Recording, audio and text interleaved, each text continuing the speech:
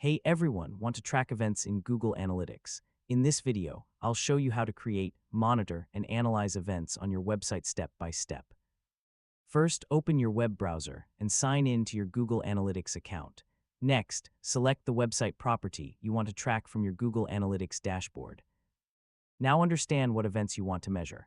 I mean, events are specific user actions like button clicks, video plays, downloads, form submissions, or page interactions. Next, open the Admin Asterisk section and go to Asterisk Events Asterisk to view the events that Google Analytics is already collecting automatically.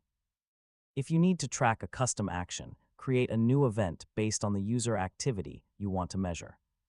For websites that need advanced tracking, add event tracking codes or use tools like Google Tag Manager to send specific actions to Google Analytics. Next, test your event setup by performing the action on your website and checking the asterisk real-time asterisk reports to confirm that the event is being recorded. After your events are collecting data, review the asterisk reports asterisk and explore asterisk sections to analyze user behavior and understand how visitors interact with your website. Finally, use event data to improve your content, website experience, and marketing strategies. And that's how to track events in Google Analytics.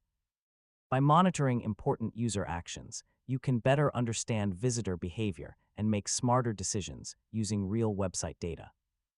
Thanks for watching, and don't forget to subscribe for more easy technology guides.